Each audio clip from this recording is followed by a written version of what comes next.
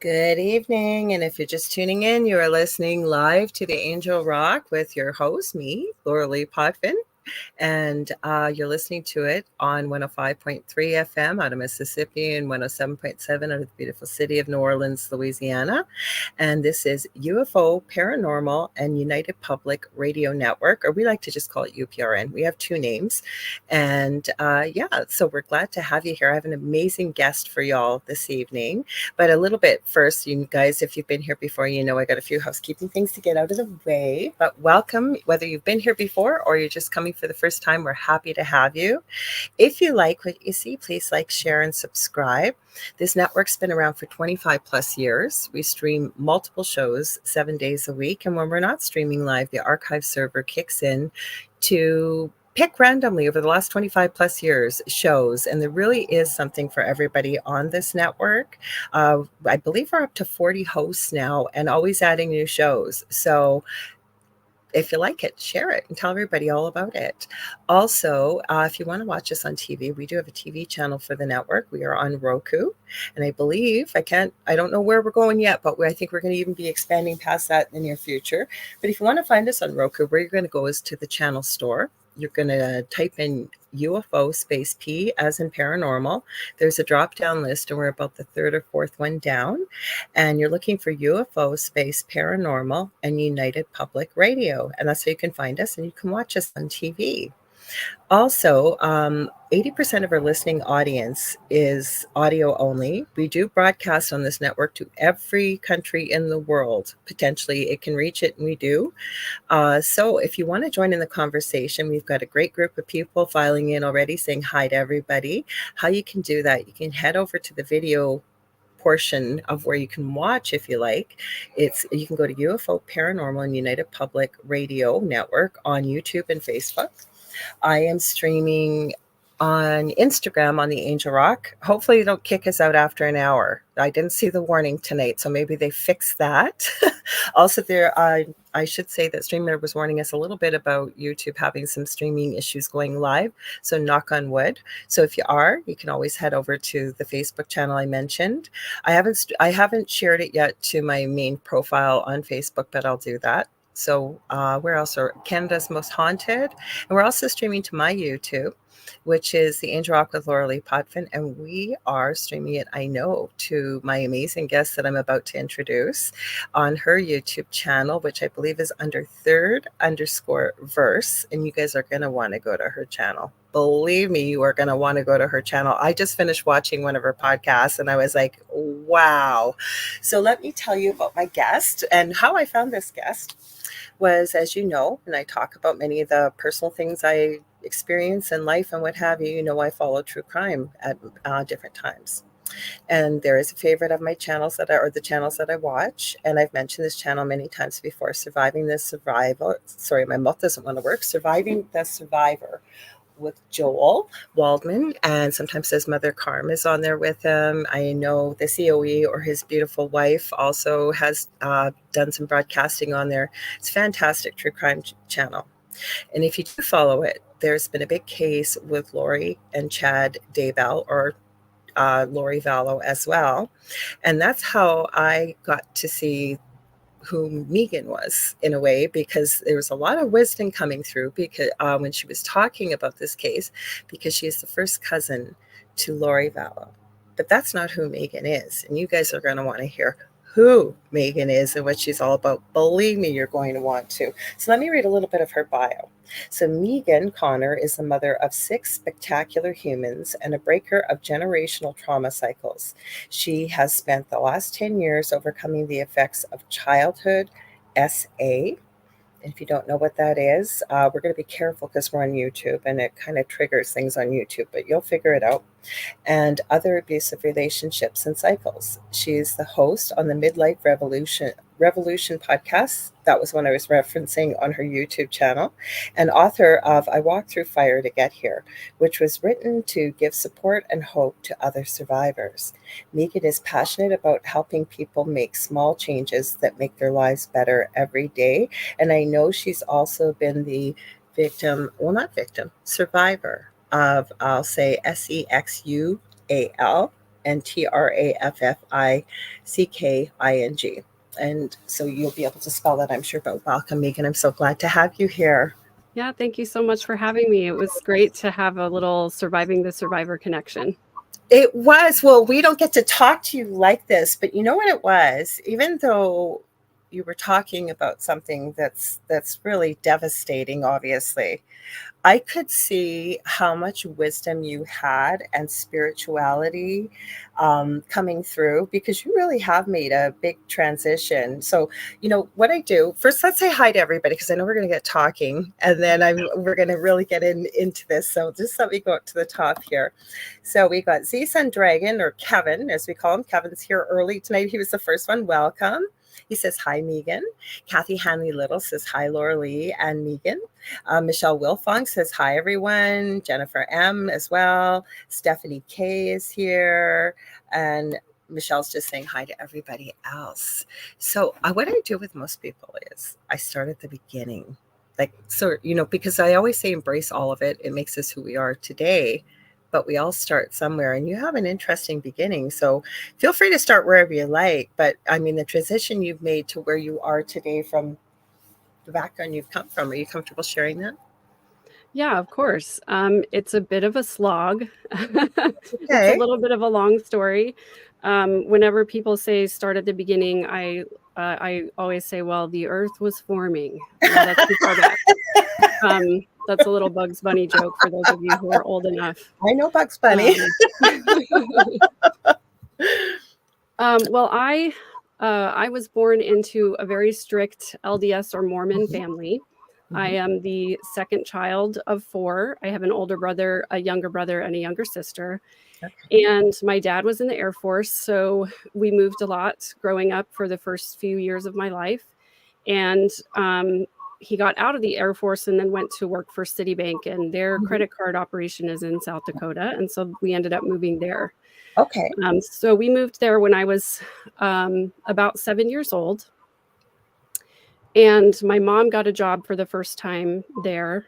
And her job started early. And I think she and my dad might have been sharing a car or something like that. So she hired a babysitter that lived one street over from us to watch us kids before the bus came in the morning. And then we went there after school when the bus would drop us off there. And then my parents would pick us up and we would go home. It was while I was in that house that I was trafficked. It was the babysitter and her husband who were running the operation in their basement. And they took graphic pictures and videos of myself and the other children who were there. And they sold the pictures. I know that because there was one man who I saw come in, and I saw money change hands, and that's how that took place. And the difficulty really, as horrible as all of that is, I grew up, I was raised to really respect adults and respect their authority. And so I believed everything that every adult told me and took it at face value. And in order to get a child to do the things that they were asking us to do, they had to really program us in a specific way. And so the message that I received is that this is what all children do. And especially girls, this is what girls are made for. And this is what everyone wants from you. And no one would even interact with you if they didn't want this from you. And it's your responsibility to make sure that whatever I ask for, that you do it right away. You don't ask questions.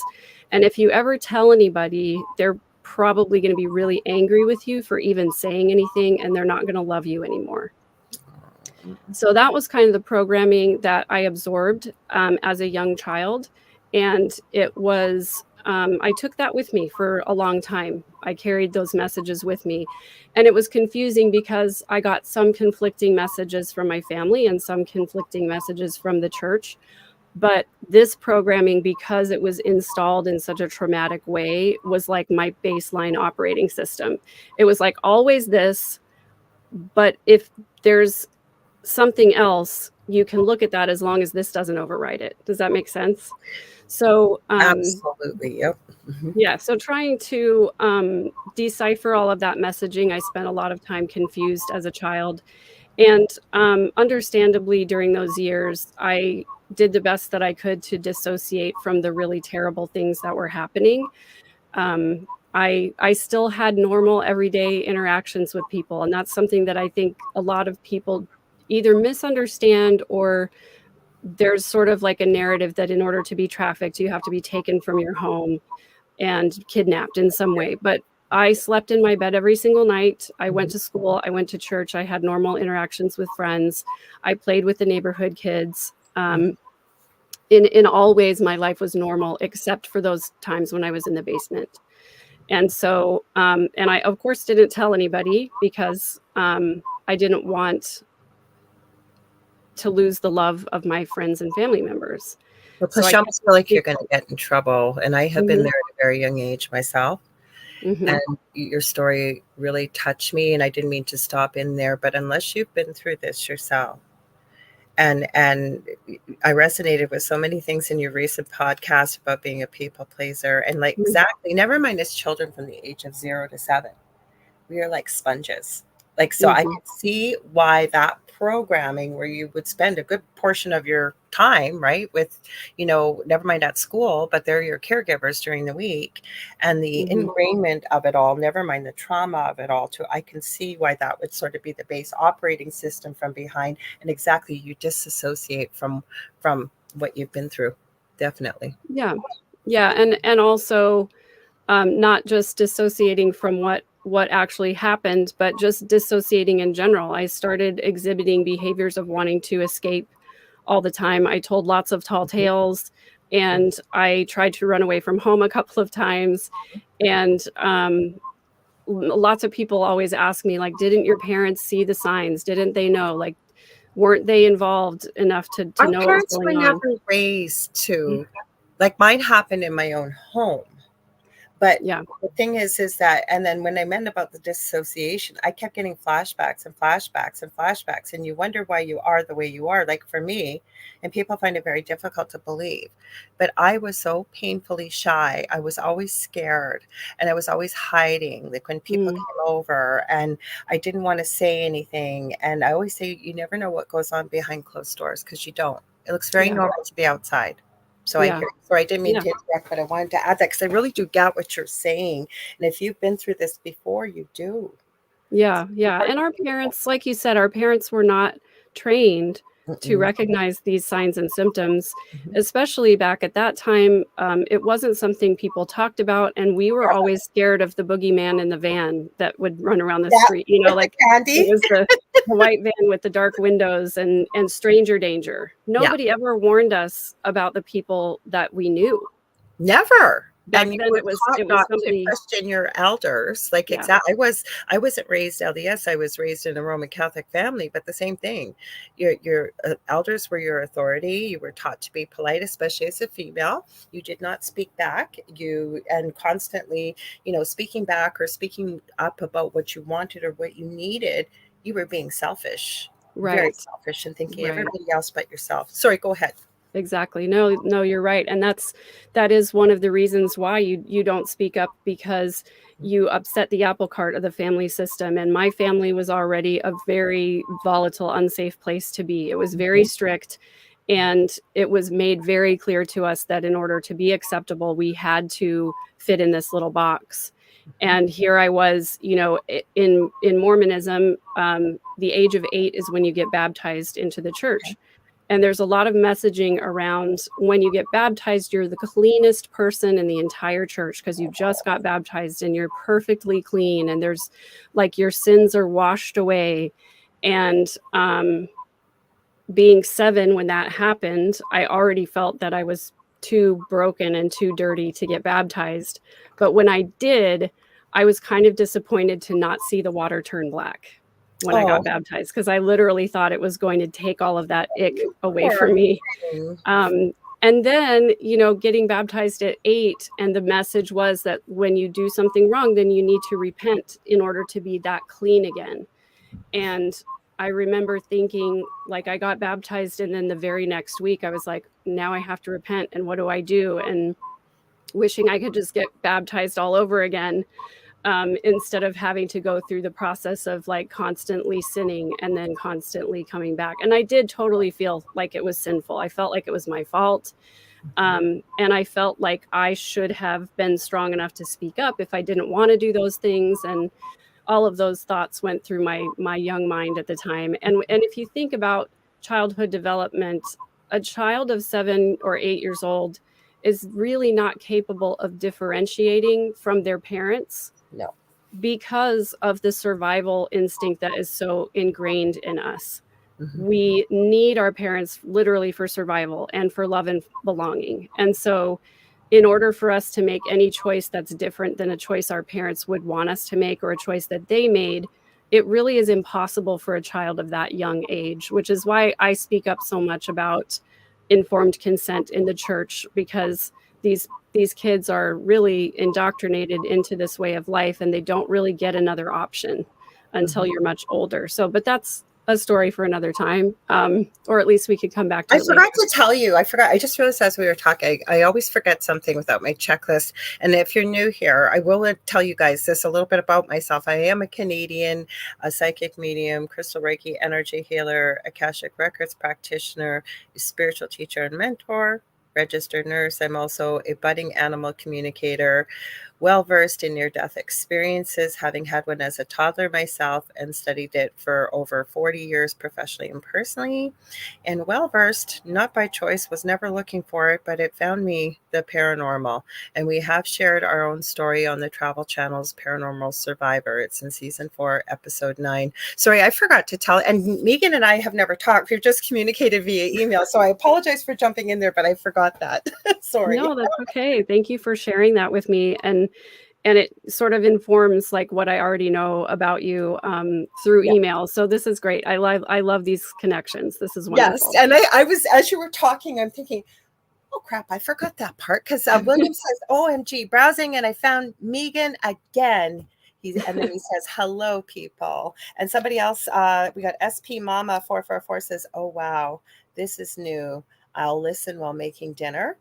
So, yes. And Destiny also said, oh, gross hearing this, because we are much more aware now, in this day and age. And like you said, you're going to move forward from this story, but it's important, I think, to share where you're coming from and you're just incredible. Like your last podcast, I literally finished it about 10 minutes before we went live and we connected. And I went, wow, like you've got so much wisdom. I could see that even on the true crime podcast as well. You've really got a lot of wisdom to share with people. So let's move forward. Where do you want to go with this? Yeah, sure. I just want to say a shout out to my channel members who are coming over. I see Stephanie them. I K. can and tell the little clip there. So I'm yeah, glad. exactly. Destiny, SP Mama, William.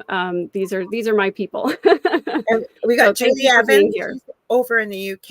It's 12. It's about, what time is it over there, Julie? 11. Let's see. It is 6:30. Yeah, it's about 11:30 over there, right? So we're glad Late you night. could join us too. Mm-hmm. Yeah. So we lived in South Dakota for 4 years. And so the trafficking happened the entire time that we were there.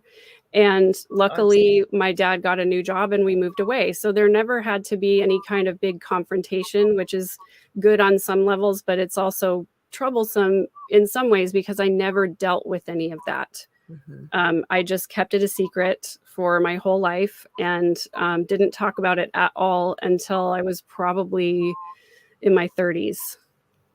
So dissociation sort of became my MO. It was the way I operated my life.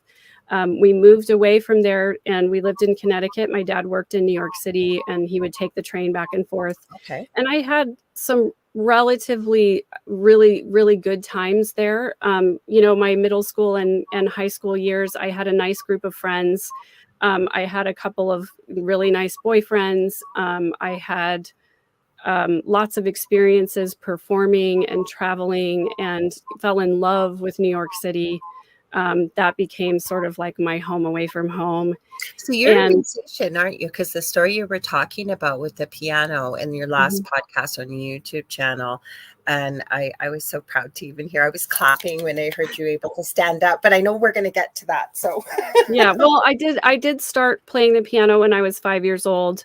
I was wow. always musical. My mom said that whenever I passed the piano, I would always try to play something, and she eventually got me into lessons. Okay. And I sang from a very young age, and so that piano did sort of become an escape for me. I would just play for hours and hours and hours because I knew nobody would disturb me, and I didn't have to listen to yelling or criticism or sarcasm or anything. It was a way for me to shut all of that out. So well, I was about to say I did have a lot of really great experiences during Sorry. that time. No, you're fine. But it We're was filling also in the a holes. time. It was also a time that was really tough from the standpoint of I had a deep knowing that there was something really, really wrong with me, but I didn't really. I had little fragments of memories, but I didn't remember everything. So I didn't really understand why I felt so broken all the time. And looking back, I definitely see that I had like chronic depression throughout that entire time. And on top of that, our family system was just very volatile. My parents had their own issues going on and their own things they hadn't dealt with. And they sort of passed that on to us, and we passed it to our younger siblings. And it was really a toxic environment. There was very little, it wasn't a safe place to express emotions or to have emotions. And it wasn't safe, as I was talking about, to differentiate from my parents. And I'm so much not like them that I really had to deny so many parts of myself in order to fit into Mormonism and in order to fit into my family system. And you can only do that for so long before you start to lose who you are as a person. And I really felt lost when I left home. I was 17 when I graduated from high school, just because of where my birthday falls. And so I ended up going to my first semester of college at the University of Connecticut when I was 17. I turned 18, in October when I had been there already for a while. I was away from home for the first time. I had no idea what I was doing. Nobody had ever sat me down and said, this is how you do college. I had this assumption that I had to be as busy in college as I had been in high school. And so I thought I had to be in class all day, and then I would study in the evening and do homework. So I signed up for 21 credits my first Oh my semester. gosh. Um, I I went to also, university. We call it university in Canada, but mhm. it's college. But 21. Oh my goodness. My nursing caseload, like first year, wasn't even that heavy. Holy cow, Megan. Yeah, I mean, that meant that I was in class every day from 8 a.m. to about 3 p.m., Monday through Friday. And then I additionally belonged to the choir, which we always had rehearsals and performances on the side. And then I also, because I was always worried about money, which was another like hand me down from my family system, I also got 2 part-time jobs because I thought I should be busy all the time. Like I should never have any free time at all. So I got a part-time job as an usher at the theater, which was like only when they had shows. But then I also worked at like a hamburger stand, a few hours a week, just to try and, make ends meet or, have extra money or whatever. And it was state university. It was a party school. I was a good little Mormon girl all the way up until the time that I got there. Had never, drank before, didn't know anything about how to deal with boys really. Like the boyfriends that I had in high school were very respectful and understanding and kind, and I could talk to them. It was like the boys in college, I just didn't even know what to do with them. Yeah, I bet And that was like going to a different planet, wasn't it? I'm it sure. really was. I really felt like I felt so lost and I had no idea what I was doing. And I was also still incredibly depressed, felt incredibly broken. And I think one of the first nights that I was there, and maybe it was just a few days after I moved in, I lived in a dorm where the bottom floor was like cafeteria stuff. And then the next floor was my floor. It was a girl's floor. Then above that was a guy's floor. And above that was a girl's floor. And one of the first few nights that I was there, a guy came down from the top floor from his floor and said, "Hey, we're having a party. Tomorrow's Thursday night. It's party night every Thursday night." He was like, "What do you want?" And I was like, what do you mean? What do you mean? He's like, we're going to the liquor store. What do you want? And I was like, oh, I don't know. I said, just like, get me something cheap, I guess. And I think I handed him like $5 or $10 or whatever. And I had no idea what I was doing. He comes back with a fifth of Jack Daniels. And Oh my Lord. that's what my money had bought. I had never had a drink before. And so I discovered for the first time what alcohol does to one. And I felt really good because I felt for the first time my brain sort of turned off. Yep. And all of those thoughts that I kept trying to push back just weren't there anymore. It was like magical. I was like, oh my gosh, I don't have to feel pain all the time. I thought it was wonderful. I thought it was the best thing in the world. So long story short, I ended up doing a lot of binging in that way. And it got myself into lots of not great situations, and ended up being the victim of a SA situation that was a person that I knew. So we would call it date R. And Or at the time, grape. We can call it a grape, I think. Grape, That's what we call yes. it, graping. Yeah. But it was, I look back on that time and I just think I'm so sad for myself because it was just such an innocent thing that I stumbled into. It was a guy that it's actually kind of a sweet story if it didn't end in a dysfunctional way. I was at the theater ushering a show, and I ran into this guy who I noticed from my hometown. And like, I worked at Pizza Hut in high school and he worked at the video store next door. And he would come in every once in a while and get a pizza. And I thought he was really cute, but also probably way out of my league. I was like, boys like you don't talk to me. In there. Anyway, so he recognized me at the show, and he invited me to come to a party that they were having at his dorm the next night. And I felt so special that this guy would talk to me. You know, he was so cute and he was so intelligent. It looked well put together and everything. So I dressed up. My roommate let me borrow a cute little off-the-shoulder sweater, which was something that I never would have owned or worn because these are corn shoulders, if you did not know. And so I, got all dressed up and I went over there, and every door on the floor was open. Like, everybody was just out in the hallway, and you could go into any room and everybody was just talking, and there was trash can punch and all of this stuff going on. And eventually we ended up back in his room where his roommates were also there. And they were enjoying some, what is the best word for it here on YouTube? I don't know. It was a variety of... Not alcohol, but other things maybe? Yes. Yeah, it was not alcohol. It was a variety of smoke. Let's say that. Oh, okay. So they were enjoying themselves over there. I don't even know if they knew that we were there. And I just, I was with this guy, and, we were sitting there talking, and I don't really remember what happened next. I think I probably had too much. And the next thing that I remembered was, someone on top of me. And I, dissociated as I always did. My brain did a great job of protecting me. But when I woke up in the morning and I realized what had happened, I was really heartbroken because I was like, I didn't agree to this. I really like this kid. I don't necessarily think there was ill intention there. I think it was just a bad situation all the way around. I blamed myself for a really long time. And what you hear me saying now is not me trying to give him more credit than he's due.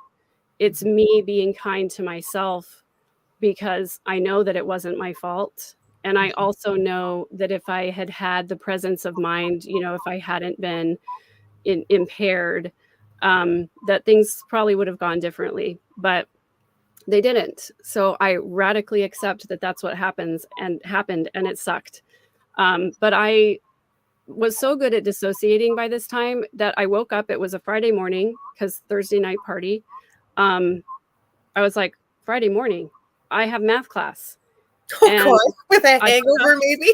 I got dressed. I pulled my coat on.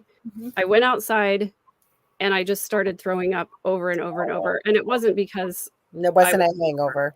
It wasn't a hangover. Mhm.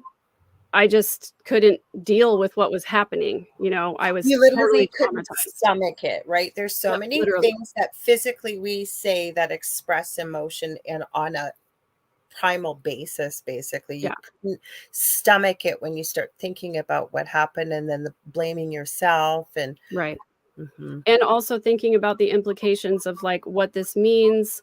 Um, I had never done that before, so I felt like I was now, like, of course, sinning. I felt like I was, you know, the in Mormonism they call physical impropriety the sin next to M, and we'll call it muck duck for a better word, Yeah. because that's what Dwight Schrute calls it on The Office. Mhm. Um, and so that's what I felt.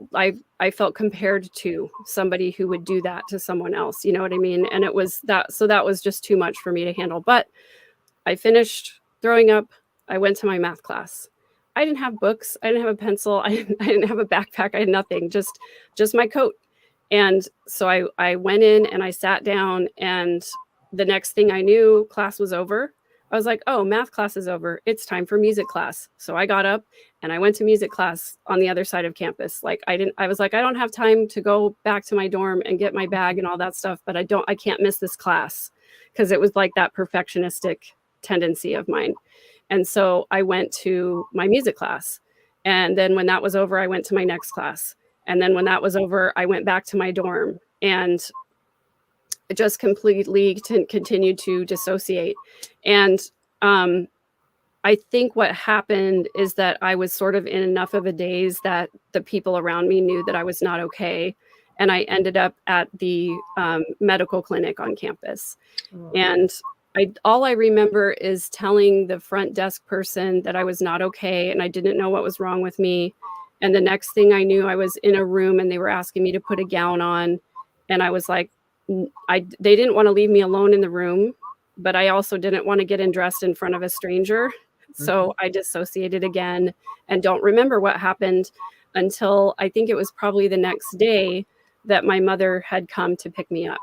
Mhm. And I don't know whether it was she or I that came up with the lie that I had mono, but that was the story that got told. She brought me home, and I spent a few days just pretending I had mono, resting, sleeping, not really talking to anybody or doing anything. And then about a week later, I just went back to school and finished the semester. Um, so again, it was one of those things where I knew if I had had a conversation with my mother about what had happened, that it would have been like, well, what were you doing out Yeah, on it a would have been Thursday your night? fault. Yeah. What were you doing drinking? What were you, you know, it was like, it was going to be my fault anyway. And so I was like, I already blame myself. So I'm not going to get like add to the blame by having her also blame me. So we never talked about it. Um, Yada yada. My parents moved to Texas. I ended up not going back to University of Connecticut. And um, because of what happened, I sort of checked out for the rest of the semester. And only about 6 of those credits ended up transferring for me. That's still quite a Because bit. grades were terrible. You It's did still not you know bad. what? I'm just thinking, Megan, like, it oh my god, my heart is, like, breaking for you, and I know that's not why you're sharing this story. It's just the fact that to see where you are now from what you've gone through, and if you've and again, everybody's story is individual to them, but I think it just hits me so deeply because many things you've said I have been in my own situation, very not the same. I'll never say my story was yours. I would never disrespect you in any way that way, but I really, really have such deep empathy for you with what you've gone through. And I really appreciate you being so honest and sharing it here because I think people can hear your story. Like William, he says, nice to meet you, Lorilei. Nice to meet you, William. He says, Megan is a very strong person and her husband is very lucky. But there's another story here, or another thing here that Kathy Henley Little shares. I can very much identify with Megan. My experiences with a family member. I was broken too. Spirituality has helped me to work through it. So I really appreciate you sharing this because I knew there's a lot of people out there that have not spoke spoke their truth yet. They've not Mhm. processed it or been given the opportunity. So thank you. So sorry, I didn't mean to cut in there, but I really wanted to acknowledge this. No, that's okay. And thank you for saying that, Kathy and William. Thank you. You're kind. I wrote about my story because when I finally did get into healing, I was in a group of really wonderful women who had also been through terrible traumatic things. And what I saw happen over and over was that they would disappear out of the group and then maybe come back later, but they didn't, and none of them seemed to be getting any better. They just all seemed to be kind of in this cycle of like going to group, dropping out of group, coming back to group. And it made me so sad that when I finally did get out, I said, I don't know any other stories of women who have been where I've been and who actually got out and who are actually having a happy life. And that's the reason I tell my story. It's not for any other reason. There, you can think of a million reasons why, right? The only reason I do is because I want other survivors to know that it's not only possible to get out, but it's possible to actually have a happy life on the other side of it. And it's not just for women survivors, it's for men survivors. It's not just for SA survivors, it's for all kinds of A survivors. It's for anybody who has felt broken and doesn't think that they can get better. You know what? And like I said, even though you were talking about true crime. I mean, Joel kept calling you, what was he calling you? The guru of surviving this fire. But no, I saw that you had so much wisdom and knowledge that I think that comes deep from within, and the amount from the story you've just shared, and I know you barely touched the tip of the iceberg, so you guys are going to have to go and buy your book. You do, because I tell you, there's a lot that's going to be in there to help all of us. But when you first tasted alcohol, and you noticed how it made you feel. I have been around people with alcohol and drug problems my whole life, professionally and personally. But the one thing I can say is there's not one person that woke up and said, what I aspire to be is an alcoholic or drug addict. Yeah. Ever, ever, ever. That's when you realize through whatever experience. So I'm so glad you shared that. And we're not going to focus on it, but I think it's important to recognize that people start to realize that the reason why people are self-medicating on many levels is because of the pain that they're in, right? And it numbs it, it takes it away. You don't have to go inside your head, right? So I'm so glad that you touched on that. So thank you. Yeah, sure. So after getting away from the University of Connecticut, I moved down here kind of to follow my parents to San Antonio. And I ended up meeting a man who, not surprisingly, was not honest with me about who he was. We got engaged very quickly, but he was not a member of the LDS Church, so my parents were really unhappy about that. And I sort of wrestled with that too, because I'd been raised my entire life that the end all be all goal of every good Mormon girl is to get married in the temple. And you can only do that if you're marrying. First of all, you have to be worthy, and then the person you're marrying also has to be worthy. So it means that they have to be baptized, and you have to pass a 2-step interview process with 2 different ecclesiastical leaders. They literally give you a card that has a barcode on it that you have to take and scan at the temple. So I wrestled with that a lot, and I ultimately made the decision for the first time in my life that I did not want to be with that person. That was really hard for me because he threatened to end himself if I left. And, you know, there was a lot of unhealthy dynamics in that relationship, but it was mostly me being a people pleaser because that's how I was raised. So it was really hard for me to finally tell him, no, I'm not doing this, not getting married. And then about 2 weeks later, I found out that I was pregnant. Oh, Megan. So, not that you regret the baby, I'm sure, but no, definitely not. But it was heartbreaking for me because I wanted to be a mother so badly. That was really one of my big aspirations in life. Yep. And I didn't want it under these circumstances, though, you know. And at the time, the way that the Mormon Church dealt with that was that they sent the young woman to the unwed mother to LDS Family Services. And that was an organization whose main goal was to get unwed mothers to give up their children for adoption. And they also offered therapy services, but it was the kind of therapy that was like, okay, so you're depressed. Are you praying enough? Are you reading your scriptures enough? Are you faithful enough? Maybe you just don't have enough faith to be healed from this mental malady. They're not helping you in any way, shape, or form. Exactly. So I ended up going to those counseling sessions where, the dad was there and they were trying to convince us to either get married or give up the child for adoption. And I knew that I didn't want to marry him. I'd already made that decision and I was very stubborn. I was like, nope, I'm not doing that. But I also didn't want to give up my child. I was like, it would be easier for me to cut a hole right here and just hand you this. I couldn't do it. And so I made the horribly rebellious decision that I was going to keep the child. And I made this plan for myself to move away from my parents and to, get a job close to the school so I didn't need a car, and to get a job that had health insurance so I could have the baby. Like, I had this whole plan planned out and everything. And I didn't tell my parents at first. Obviously, the way they found out is sort of horrifying, honestly. So I should say, I didn't tell them. I just made this whole plan on my own. And I went to an OBGYN that was recommended to me by a friend. This was part of my plan. I was just going to have the baby and just go away quietly. Well, after my first visit, the OBGYN sent a letter to my home that was addressed to me.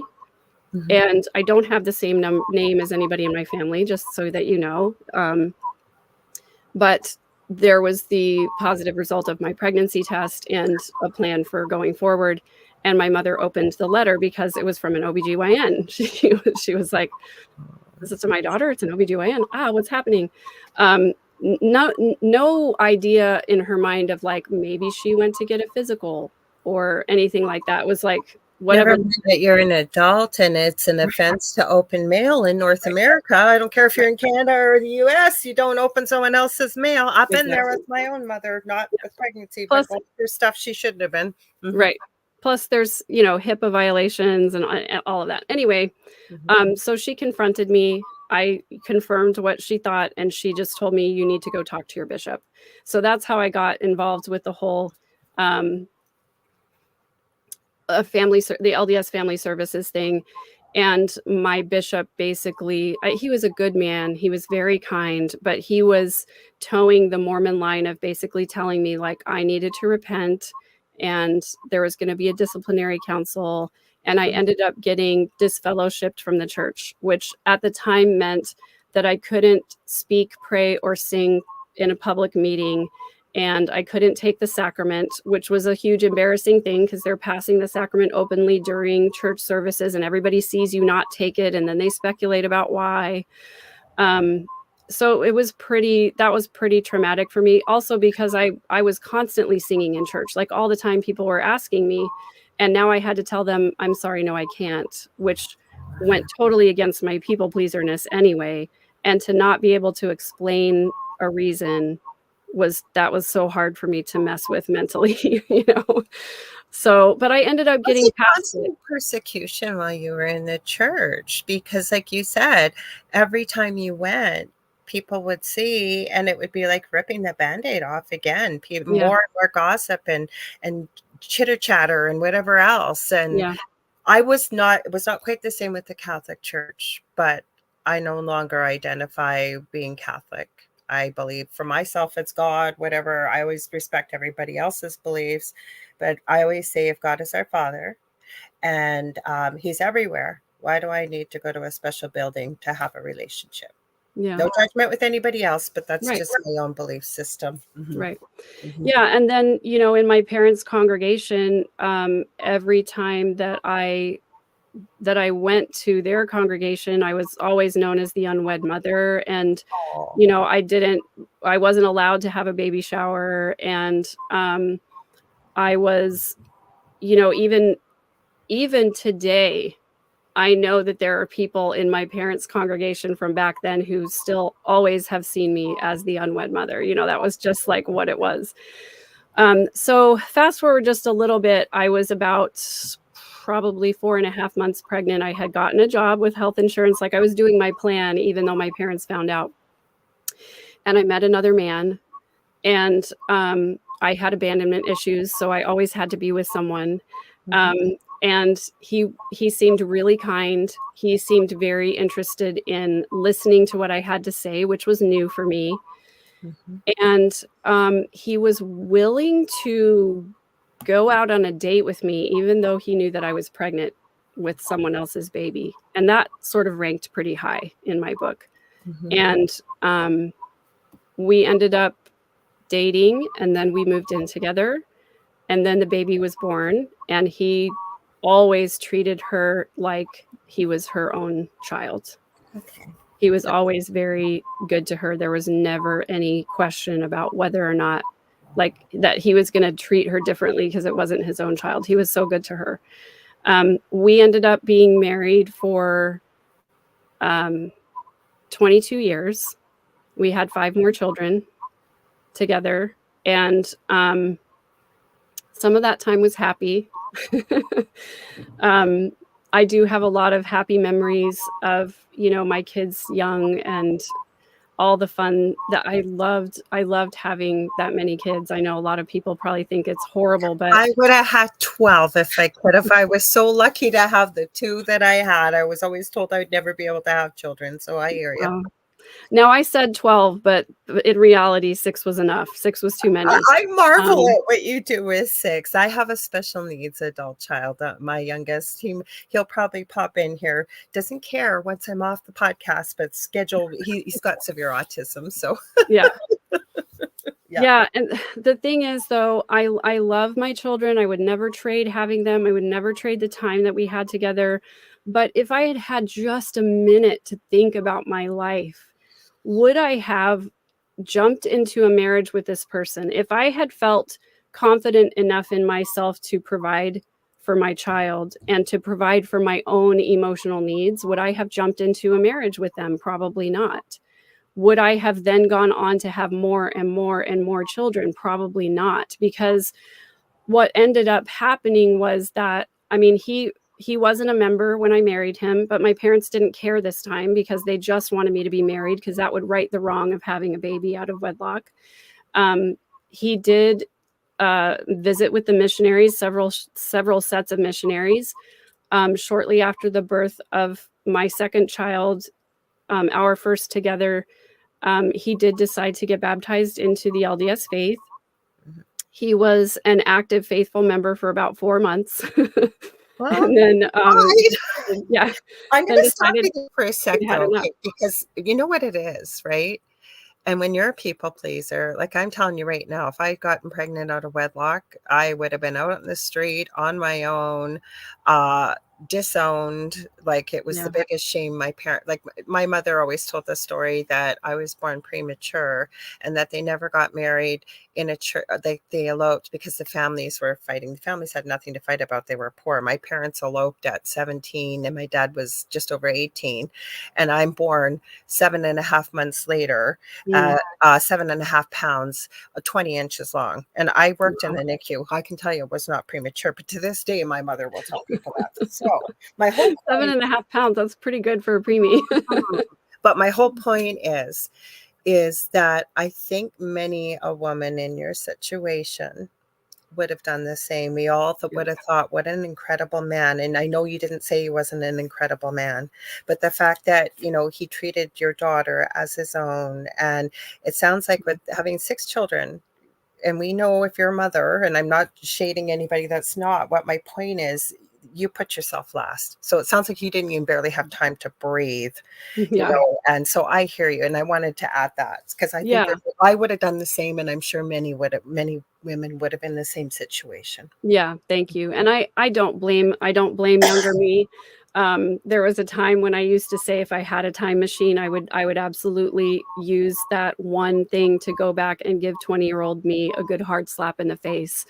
But that Yeah, was but at a then you time might when I not wasn't very have. compassionate.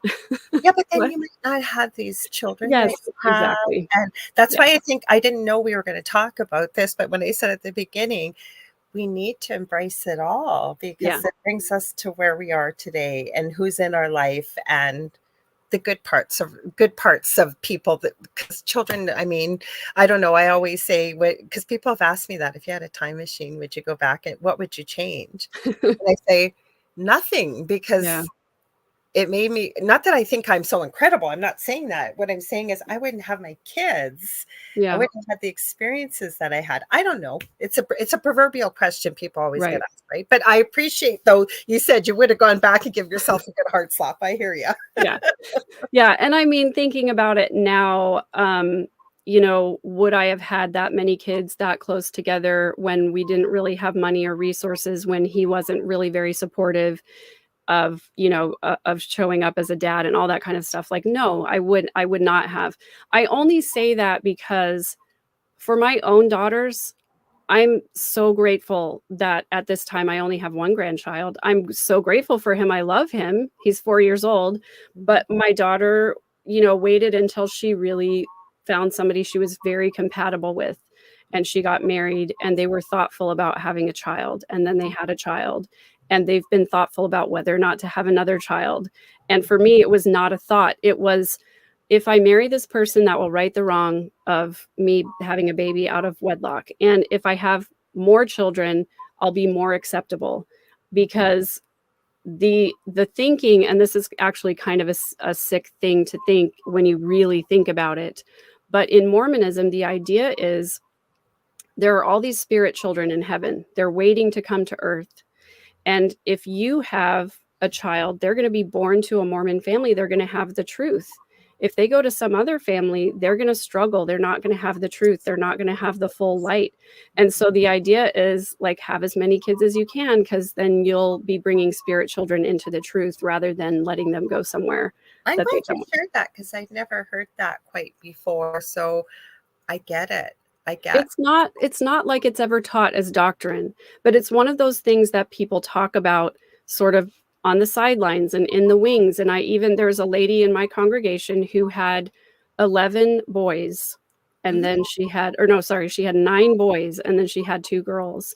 And that was what she kind of said, is that she and her husband decided they would just have as many children as the Lord would allow them to have. Mhm. And we've heard that. And, you know, that's just what you do. So you get all of these sort of My messages that are dad spoken is on the one of sidelines. 17 children, and apparently my grandmother was pregnant every year for 25 years. Good French Canadian Roman Catholic family. 17 children in this little tiny house that is barely still standing. My grandmother was absolutely a miserable woman.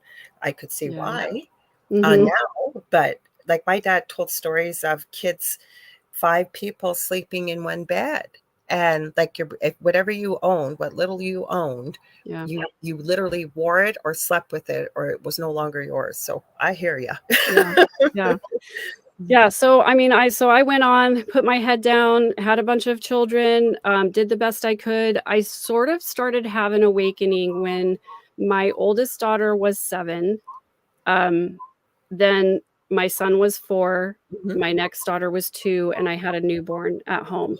So I had 4 kids under, you know, 7 and under, and only one of them was in school, and my spouse at the time was starting a business, and so he was, like, locked in a bedroom of our house for, like, 12 to 15 hours a day working on that, and expecting me to keep the kids quiet so that he could make phone calls and all that kind of stuff. It was a miserable time. I was Honey, frustrated, I was angry, I was, you know, I was really upset, and I remember, getting really, really angry with my one of my kids, I can't remember which one, over something that was really inconsequential, but I lost it. Like, I flew completely off the handle. Um, and I remember, and my mom spanked me, so I spanked my kids. That's the way we did it. And after spanking this child, I had this realization that I wasn't punishing that child. I was just angry. And I was taking my anger out on my child. And I was like, what am I doing? I don't want to be this kind of parent. And I remember thinking, like, I didn't love my parents. I feared them. Yeah. I feared what would happen if I didn't toe the line. Mhm. And I feared I what, knew what would happen if I well, didn't go the line. exactly. I had plenty of experience with what would happen. And so I feared them, and there was no love connection. There was no sense of belonging to them. It was just that they were the people who were in the house that I had to tiptoe around so that I could eke out my little life until I could leave, you know. But after I got married and had children, and they saw that I was trying to repair my life, we sort of glossed over all of those things and, you know, went right back into being a family system. And I had Sunday dinner at my mom's house almost every single night for years and years and years. They were there for every birthday, every holiday. You know, it was like we were together all the time. I talked to my mom all day, every day. Um, and so there was still that influence of her over my parenting. And so when I had this realization, I just said, I don't want my children to fear me. I want them to not only love me, but I want them to know that I love them. I want them to know that no matter what they do, that I'm going to love them. And no matter who they become or who they are, it's like I wanted to give my kids the things that I didn't have emotionally growing up. Um, and so I started to make some changes, and I tried really hard to be better in that way, to relate better with my kids. But I recognized too that I had some limitations because I would get triggered, and because things that my spouse would do would trigger me, and, you know, things he would say would trigger me. And I was so confused about what I was trying to do and what I was feeling, and the inability to overcome those feelings in favor of doing healthy things for my children. But I sort of just did the best I could, and I just kept on that trajectory. I always had to have some kind of side hustle because the business never made enough. And eventually we declared bankruptcy. And through all this time, I managed to get a bachelor's degree. And then a few years after we declared bankruptcy, I went back to get my master's degree. And I ended up becoming a professional opera singer. And Oh, um, wow. I taught voice lessons at the high school, and I also sang professionally. And I started to have a little bit of success. But then as an opera singer, you know, you can't just park yourself in a place and sing until you've already been successful everywhere else. So I would go out to auditions in different places in Texas. I would be away from the family and the kids for a few days at a time. And my spouse was like not okay with that. So the more successful that I got, the less he wanted me to go do those things. And I was like, but this is the only money we're really earning. So I eventually got to the point where I had to make a decision. I was either going to go to New York and do more auditions, because that's what you would do as a singer. You would go to New York twice a year and sing for all the companies and then see who gave you jobs. Right. So I was either going to do that again, or I was going to go get my teaching certificate over the summer and become a choir teacher. And so I tried. I did that instead. I made the decision to stop singing professionally, which was kind of heartbreaking for me because I put so much work into it. But I was so And much you had happier. to be good. When you're making money at that, you were good. Well, it wasn't a lot of money, Yeah, but I but the was fact working. still, like my brother's a musician. He sings. He says he never knew he could sing till he started yelling at his own kids. I don't know how you make that. My brother went the way of my parents. I always say I didn't get a lot of stuff from my mother, but the one thing I learned was how to be a better parent, not Mm, do the things she did. And I swore up and down that I would never, and this is with no judgment to anybody else at all, but I was always so afraid. So I never did spank my children. I've never yelled at them. But what I've done is when I'm angry, turn it inwards, right? yeah, Because you can't not get angry with children when you're right. a parent. There's no way you can. And most parents I have found when, like, you didn't know any better, right? That's how you were raised. So you raised your children the way your role model showed you. But like, you know what you did was you looked at it and you went, this doesn't feel right. I'm not really even angry at them. I'm just angry and I Yeah. right. And that's usually what comes out. Yeah. So I hear you. You know what? Such beautiful comments here that people are sharing, your people, my people that are here, anybody that's tuning in. And I got to say, I really appreciate all your honesty and sharing this story, because from the amount of comments, people are really resonating, and that's what they need to hear, is realism, and how you rose from where you're moving forward. I know too, from the marriage that you were in to how you ended up on your healing journey. And I think it's so important for people to hear this. So thank you. Yeah. Well, thanks for letting me share so openly. And, um, you I'll know, have you on again if you want to come back. I have a feeling I'm going to hear from a lot of people that are going to say, bring Megan back on. I'd be happy to. Yeah. So let's see, where was I? Oh yeah. So I got my teaching certificate, and that turned out to be a good thing, because then I was off when my kids were off. I had the kind of hours that were better for my kids, and I was able to really be present for them. I started teaching at the high school that my kids were attending. And so that was such a huge blessing, because I could be there, right there with them. I could meet all their teachers and talk to them. We had lunch together occasionally. So it was really wonderful. It ended up being the best, 15-ish years of my life teaching there. So I was kind of getting to a place where I felt like things were finally starting to piece together. And my dad called me one day, and he said, "Hey, I'd like to take you out to lunch." He left me a voicemail. He said, I want to talk to you about some things." And I was like, "Nope, sure don't. I don't want to talk about anything." I was like, "I'll go to lunch with you, but I don't want to talk about anything." I was like, "Look, we're in a good place. We have a decent relationship. I don't live with you anymore. Things are fine. Let's just be fine." um, and he called me a few more times, and I couldn't really dodge him anymore. And so I called my sister, and I was like, "What is this about?" And she said, "Well, Dad wanted to talk to all of us about the kind of dad he was, um, and why he did things the way he did. And it turned out to be a good conversation. So I think you should sit down with him." And I was like, But I "Okay." don't want to open that can of worms. Yeah, I really did not. I was like so happy with my dissociation. Although I still was deeply depressed. I still was deeply unhappy. I knew that my marriage was not good.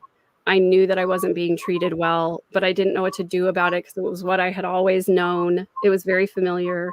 So I just kept going and kept going. And it seemed Oh, to kind of plateau, something you could manage, hold all the balls up in the air, yep, and you didn't need something else, another ball thrown in there or anything, right? Like you could right, manage this. It didn't mean that you were really super happy or exactly what you said, but you could manage it, right? right, Mm-hmm. right. So I Mm-hmm. went to that lunch with my dad, and that conversation changed my life, because Wow. um, he basically was in he was in a church addiction recovery program, which, don't read anything into this. Nothing he shared with me that day indicated that he had any kind of an addiction at all. Yes, But I know from following some of the stories out there, like watching one PORN video means you had an addiction from exactly. Jody and Yep. Jody, what was her name? Yes, I've Jody heard. Hildebrandt Yes. was instrumental in designing the addiction recovery program that the LDS Church still uses to this day. And most of the men in the church, if they've been in the church for more than 5 or 10 years, have been through that program, and it's still a program that is used today. It's still very, very harmful. I had a conversation on my channel with a wonderful man this morning. His name is Tommy Johnson. He goes by the Tomsters, and I wanted to hear his perspective. And that was a lot of what we talked about, is how much shame there was put on the men for completely normative behaviors. So Yeah, it anyway, doesn't mean you have an addiction. And for the people maybe across the pond or whoever's listening, and you don't know who Jody Hildebrandt is, I encourage you, if you're open to it, to the world of true crime, to look up Ruby Frankie and Jody Hildebrandt. I'm going to warn you with a trigger warning that it involves a child, abuse, from their own mother and Jody Hildebrandt. But this is where this is coming from. And this is why I knew exactly what you were talking about from the addiction program, that it yeah, didn't mean anybody had an addiction problem. right. Right. So the lunch was sort of his make amends step in the 12-step program. Mhm. And what he really did though was just kind of overshare about some of his issues and Yeah, TMI dad, right? right, and try to use that sort of as a way of explaining why he wasn't the greatest dad, Mhm. and why he wasn't really connected to us and why he didn't really um, it's not that he didn't spend time with us because he did, but he wasn't present, even when he was home, kind of thing. And there was a lot of anger and there was a lot of shame and controlling behavior and all of that kind of stuff. So in the moment, all I could do was again dissociate, put on my people pleaser hat, and say, you know what, Dad, I think you and Mom just did the best that you could with what you had, and I don't blame you for anything, and we're good. Mhm. This is all good. And I left the lunch. I went back to my job at the school. Mhm. And then I went home and I couldn't get out of bed for 3 days. Oh my goodness. And I still stand by part of what I said. I don't blame my parents. I do believe that they were doing the best that they could with what they had. If I do have one complaint, it's that they didn't try to do anything different when they saw that it wasn't working. Agreed. And I've heard from friends that have said that coming from this type of situation. And I had a hard time for a long time accepting that too with my Yeah. own. It was mainly my mother. My father enabled her. But my point was, she didn't do any of the sexual abuse, but Hmm. it was physical, emotional, verbal, whatever it was, right? And to me, I think the inner anger that I was never comfortable expressing. That's what you guys, we may not get to talk too much. We're already at 7:22, and I've been so engrossed. I'm not usually this quiet, but I'm listening because your story was really resonating with a lot of people. Not that we've lived your story, but similar things we've gone through. Yeah. And the thing is that to be able to say to a parent, and yes, now I can say, yes, they did the best, my own too, with what they had. They were young when they got married. There really wasn't a choice.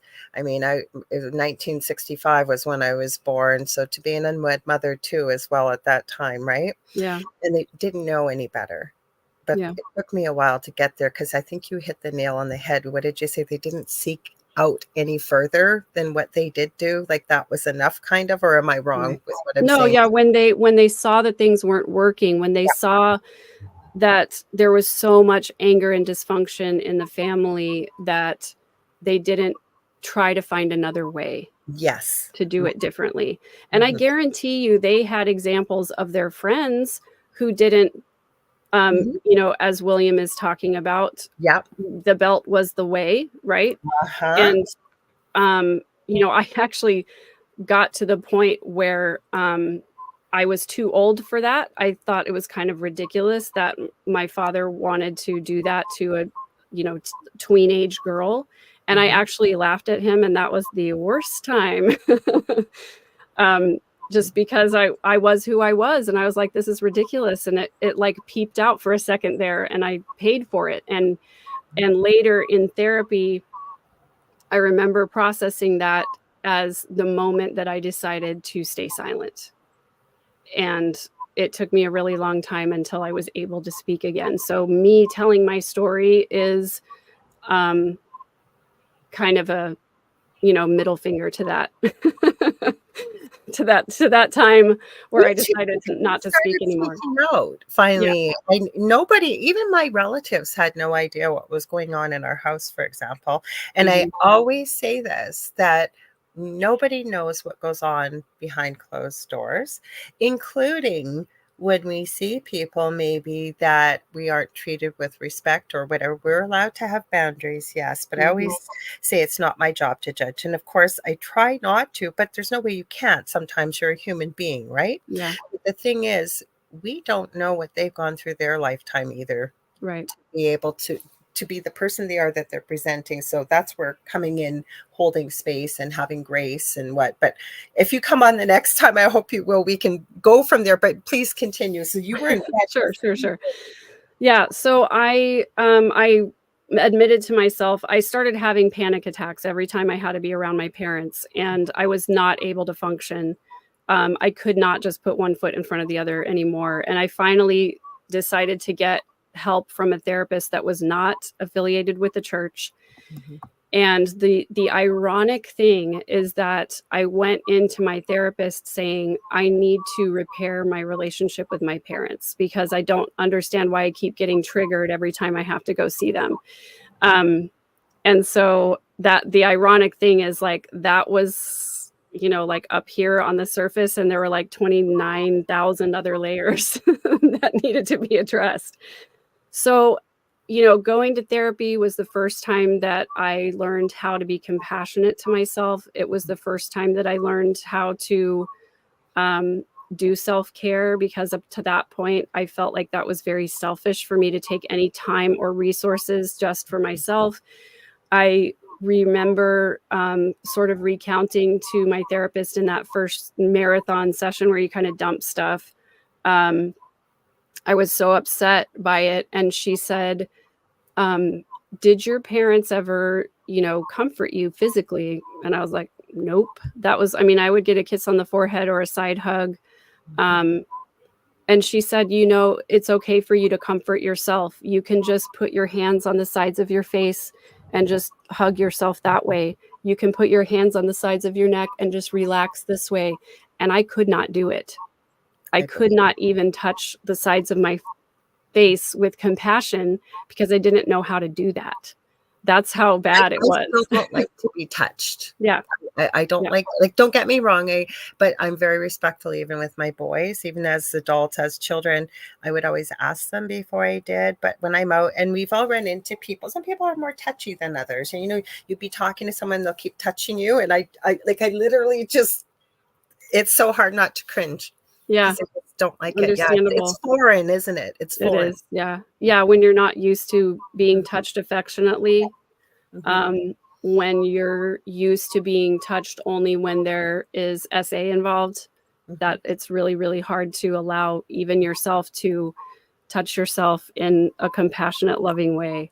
But what was interesting is that through that therapy, I started learning things about coercive control, and I started learning about just behaviors that are manipulative and problematic and everything. And I remember her showing me this wheel of coercive control, and it talked about all the different areas in which you could be controlled. There was financial control and isolation and verbal and all of these different things. And I remember fear must be on there, because fear is a big one, yes, right?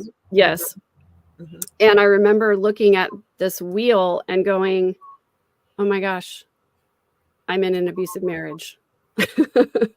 Which hadn't been addressed up to that point at all. It was all just like focusing on how do I get back into, you know, being the good girl for my parents and being acceptable to my parents. And so plus, were you taught to, I didn't mean to stop you, but were you taught to, like I know I was, you were in an abusive marriage if your spouse hit you physically. Yeah. Like nothing else was considered abusive. And I still have a hard time personally when you think about, well, they didn't hit me.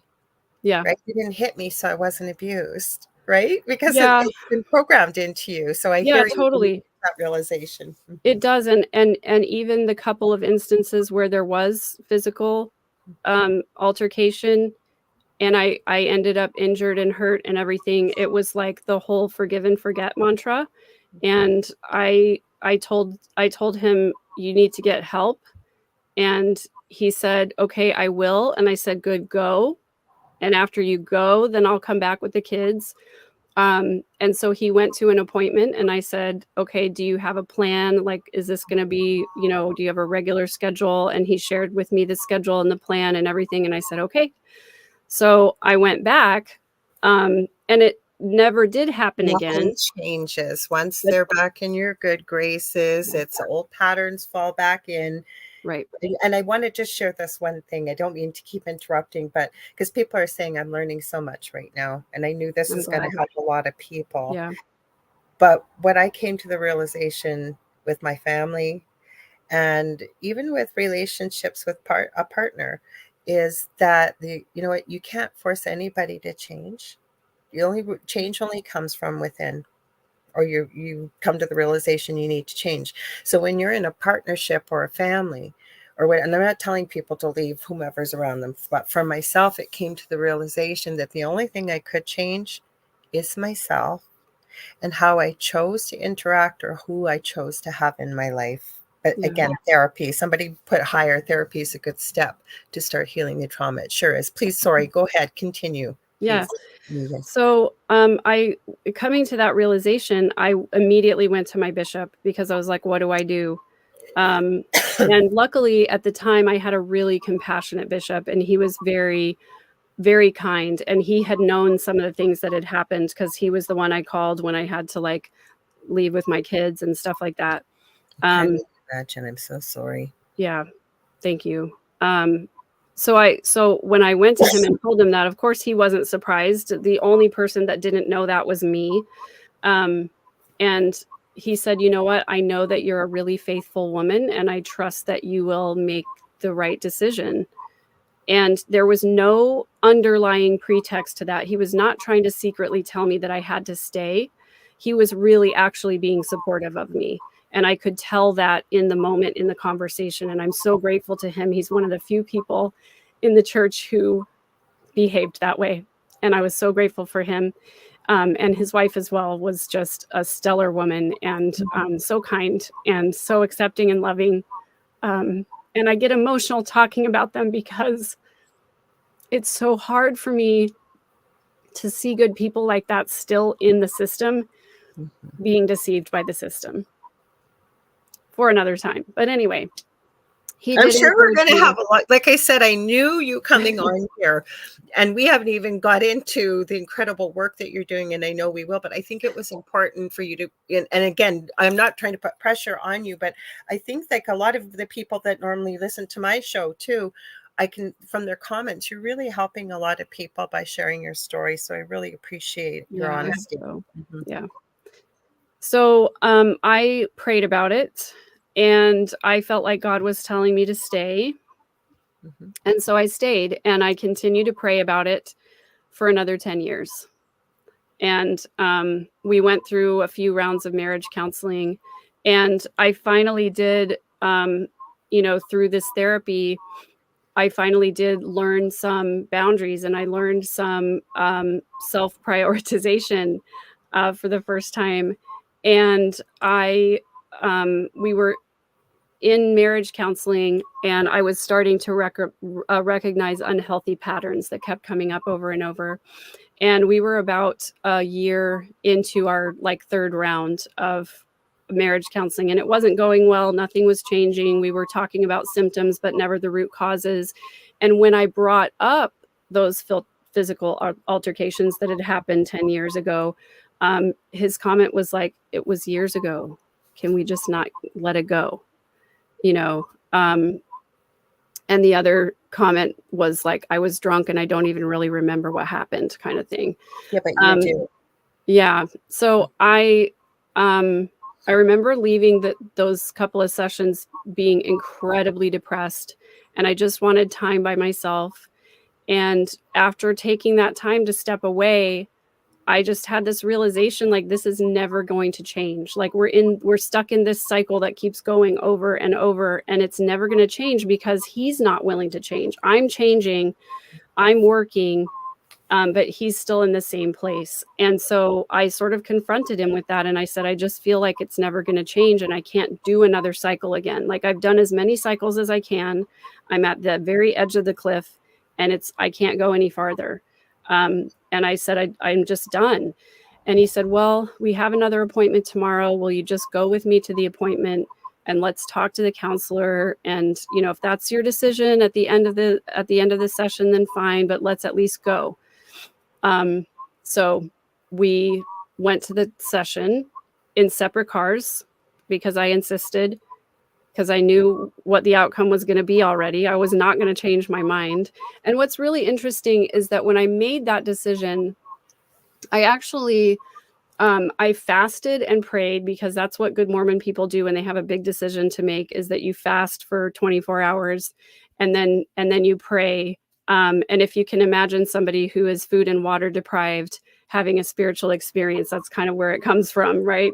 Is like you're sort of dizzy and you don't feel great. And so you kind of think that you're getting a revelation of some kind. But I did feel like I fasted and I prayed and I said, I've decided I can't do it anymore. And I think that you'll understand. And I felt so peaceful when I finally said that out loud, that I was like, this is definitely the right thing for me to do. Because I didn't feel conflicted. I didn't feel angry. I didn't feel like I was doing this out of revenge or anything. I just felt peaceful. So we went in separate cars to the appointment. It was February 14th. Oh, wow. And we sat there and, on this little tiny sofa in the office, and I just said, I'm done. I can't do it. Mhm. And he said, do you think that there's any circumstances under which we could reconcile?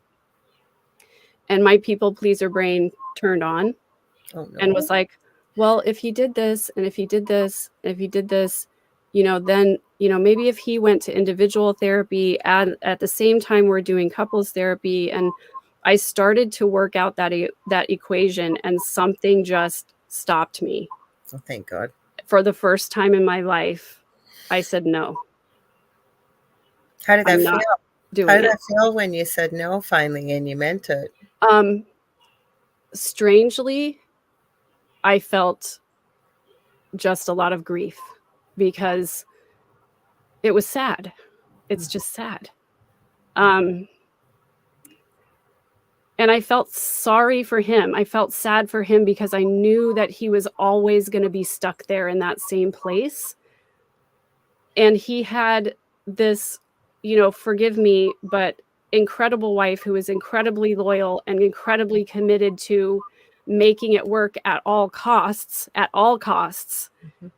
and these incredible children who loved him, and he took it with both hands and threw it away.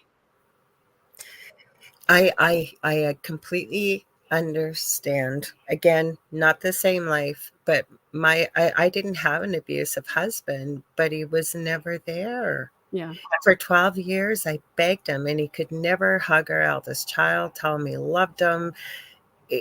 I had my son eldest in counseling for years, because never mind that my youngest needed a lot of my time, and I was off with a back injury. I mean, I was doing the best that I could. And, we all tell ourselves these stories that, I used to think I had a perfect marriage, because in 17 years of marriage, I only had one fight.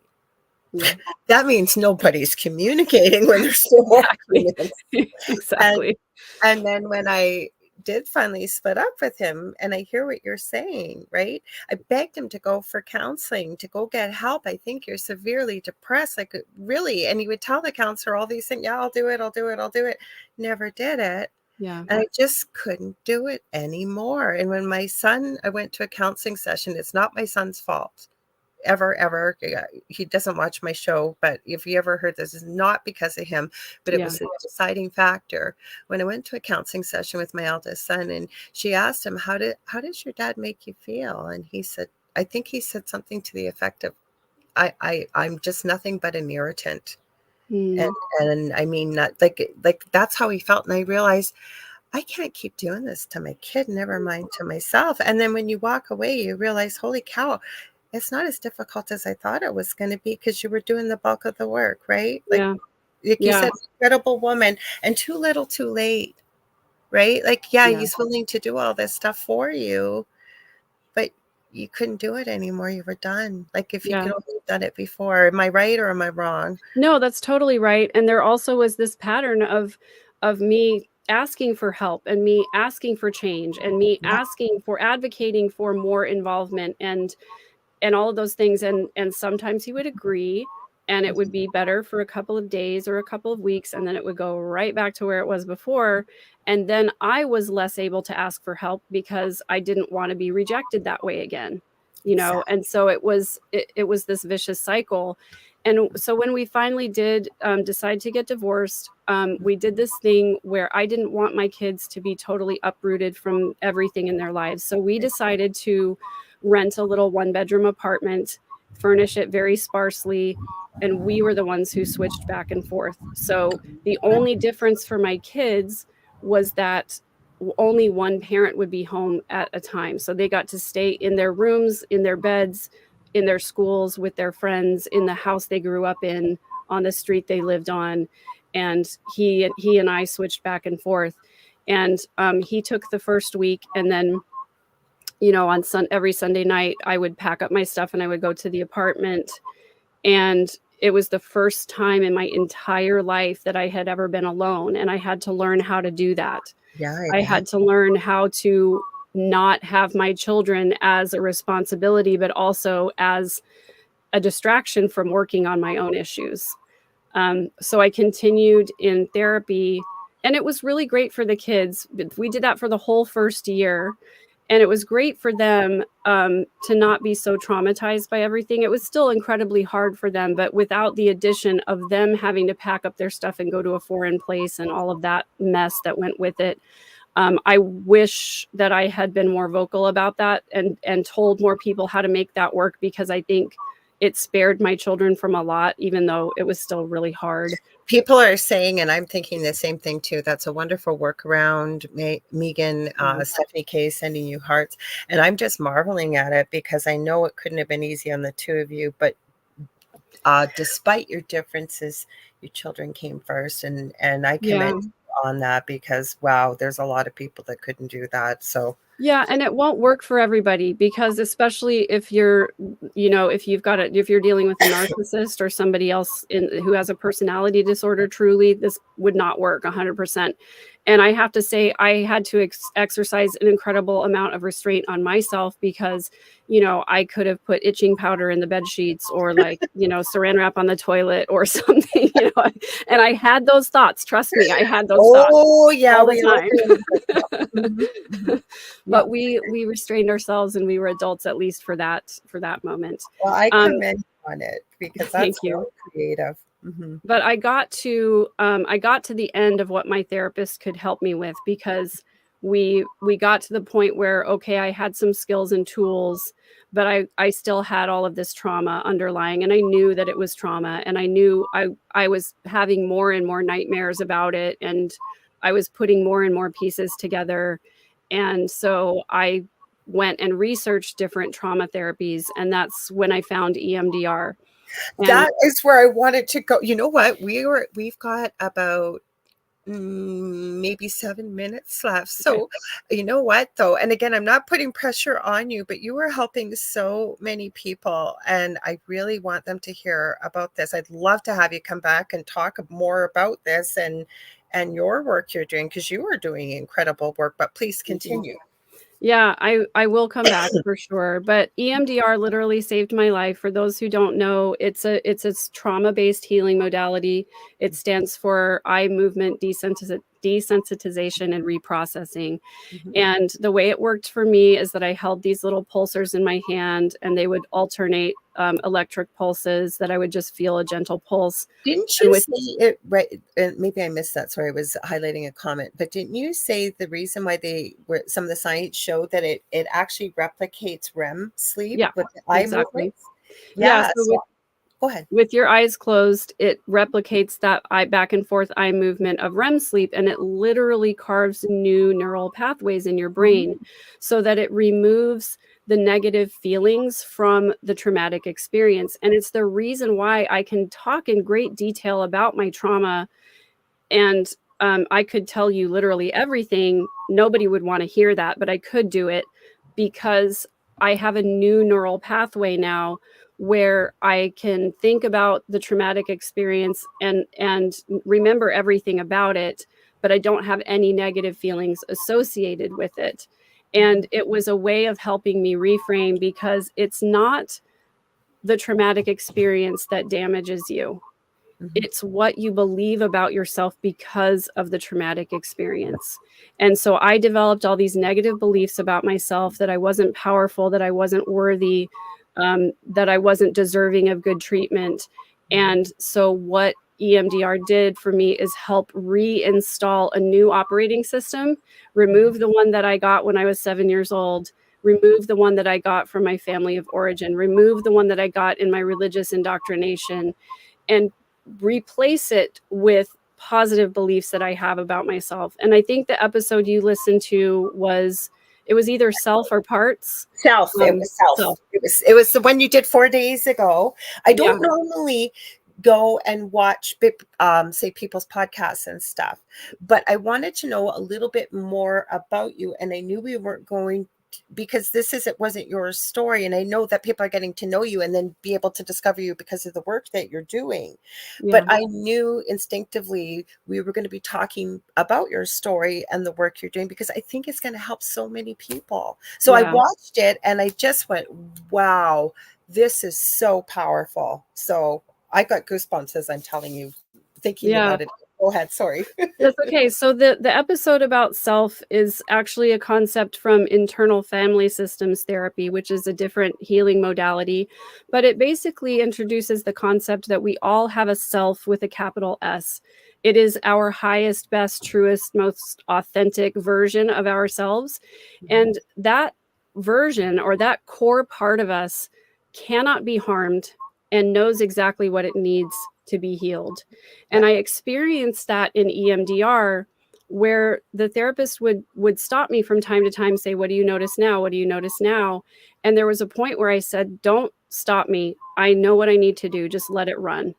And it would just go, and I would install the beliefs that I needed to install. I would do the work that I needed to do, like burning down houses and ripping things out, and just putting the belt through a shredder and things like that. Just things that I knew were going to banish those bad feelings forever, and then reinstalling these beliefs that I already know about myself, that I am powerful, that I am capable, that I know how to heal, that I'm not broken, all of those things.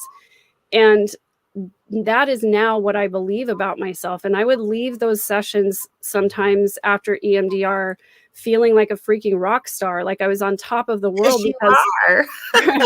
because for the first time I wasn't saddled with this negative belief that wasn't really mine. It was sort of given to me as a parting gift from all of these traumatic things. And so it's what enabled me to want to get my story out, to write the book, to talk about healing. And now the podcast that I do is called the Midlife Revolution. And a lot of people think about midlife as a certain age, but I think of it as the time when we're willing to hit the big red stop button on the treadmill of life that we've been on, the treadmill of other people's expectations, and finally say, no, this is my life. And I'm going to change these little things so that I can have the kind of life that I want. And I started noticing that these little tiny changes that I was making were creating these huge ripples in my life. And so I start the podcast with how to be alone, because that was the first real lesson that I learned. And I've been very intentional with taking the podcast through the different ways that I healed and the different concepts that I've learned. And I'm almost at the end of that little section, which is going to be called season 1. I've got one more episode I want to do there. And then the next session is those were all solo sessions. The next season is going to be duets. And I haven't even told my people this yet. But the next probably 15 episodes are going to be duets with other people who have other tools and resources and other stories that we'll dig into. So. Well, I think it is incredible. You guys, and a lot of your people are here, and you can tell they're an amazing community. The Angel Rock community has been great. You guys are all playing nice in the sandbox, but I knew you would. I knew you would. Just great people here. They're all your people are going on about how incredible your podcast is. And I'm telling y'all, listen, I tell you the truth. I literally finished watching her episode on self. I think it was episode 9. Is that what it was called? Yep. Yeah. And I was like, wow. But I always start at the beginning. I'm not usually this quiet on podcasts, but I really felt with your honesty and with sharing your story, There's so many people that can resonate with. I'm sure you find in your own practice with what I do. A lot of people have woken up without defining what the last 4+ years have been. So if YouTube doesn't like it, but a lot of people have started to realize, why am I here? What am I doing? Why am I doing what I'm doing? I'm not happy, but it's status quo, so I continue. And a lot of people are starting to realize too, exactly what you said too, to be able to spend time on your own. I think people discovered how difficult that was, but it's Yeah. also important. It's when you get in touch with your higher self, or as you said, your true self, Yeah. and also meditation and the things. There's so many things we didn't touch on that I know we will. And I Yeah. appreciate you so much for being here. Everybody's going, love you, great story. Can't wait to check out. These are my peoples too. Going, can't wait Yes. to check out the podcast. So tell people what else have you got coming up? Where can they buy your book? How can they connect with you? Because I know this is your business as well with what you do. Whatever you want to share, please go ahead. Yeah. Sure. Thank you. My book is called I Walked Through Fire to Get Here. It's available on Amazon and everywhere. I'm still working on the audiobook because I do have ADHD, and I started a podcast before I finished my audiobook. So the podcast is available everywhere you consume podcasts, but also on YouTube. My YouTube channel is also a place where I am building this community. And thank you to all my community members who are here tonight and for sharing and for supporting. Thank you so much. On my YouTube channel, every Monday morning, we do Monday morning motivation at 7 a.m., where we have positive affirmations and intentions for the week. And then every Wednesday, I do a premiere release of my podcast episode, followed by a live Q&A afterwards, where we talk about the episode and people share their experiences as well. And then every third Thursday, which should be this Thursday, I do a live Ask Me Anything. The last couple of ones have been all about the Daybell case, which is not my favorite topic, but I do engage in talking about that because my entire message is that we can have healthier family systems, we can have healthier religions, we can have healthier relationships, but it starts with us. We have to heal our own wounds first so that we don't go and hurt the other people in our lives. And so that's my podcast is all about healing, and my YouTube community is a little growing place where people can come and share and feel safe. And I do have to say, it's one of the kindest and most supportive chats I've ever seen. My comments section is like 99.9% positive. Not to say that we don't get trolls, because we do, but my people take care of it. Absolutely. And Ashley's reminding, and the other people have to, please don't forget to hit the like button. Oh, Ashley, thanks for being here. Thank you, mods. I don't have a big YouTube channel, hoping to start working on it soon. But I know your people are here from there, and I appreciate that. Thank goodness, StreamYard, you cooperated. We were supposed to have problems going live on YouTube, so thank goodness it worked. Yeah. I want to thank you again, Megan, for being here, and I look forward to talking more about your work. And because I like I said, I totally resonated with your own. The last episode, what I had time to watch today, and I was so glad that I did the episode 9 on self. So you guys and all my people are going, I can't wait to check our podcast. So it's like, yes, please do. Thank you. Also, if you guys ever want to get a hold of me, I am working on a website. I do have one. I never give it out because it wasn't a domain name, and I'm revamping it. I'm going to be going to a domain name. Same thing with, I just always use facebook.com/Angel Rock. You can still get a hold of me on there. It talks about my services, but the fastest and easiest way to get a hold of me is through social media. I am on every single platform you could possibly think of. Facebook Messenger is usually the fastest, easiest way to get a hold of me. Also, don't forget to hang out with David and I this Thursday night with the thing at the foot of the bed, 7 p.m. Eastern Standard Time. And I had a chat with Dave today. Now we're going to see where we're going to go with this, because things could shift. You never know. Or you guys might want something different to talk about. We always go where you guys want to talk. But I think we're going to talk about, a little bit of knowledge is dangerous sometimes. Sometimes you got to educate yourself a little bit more before, especially when we're dealing with the paranormal. And I say the paranormal is anything that people don't consider to be in the norm. It doesn't necessarily have to be ghosties or anything like that. It could be a lot of different things. Also, I got another great guest. I forgot to check who's coming on. I'm sorry. I forgot to check. I didn't forget with you. I remembered with you last week on Monday, and I told them we're not talking. I already knew before I talked to you, because I know this work that you've done and your life story can help so many people. So again, don't forget 2 groups on Facebook: Paranormal University for all things paranormal, the Angel Rocker Tribe for many of the spiritual and healing things that we talk about on this show as well. Also, don't forget David and I's group, The Thing at the Foot of the Bed.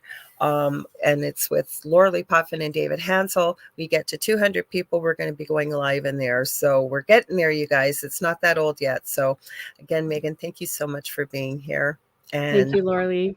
Did you mention your website? I don't think you did. My website is third-verse.com, as in this is the third verse of my song. And Yes. I do have coaching resources and other things there as well. Yes, definitely. Okay, you guys, we love y'all. We'll see you on Thursday, and we'll see you next week, same time, same space. And I look forward to it. Again, thank you. Thank you. It was so nice to meet all of Megan's community here too. I hope you'll stick around. We have fun on this show too. All right, take care. We'll talk to you soon.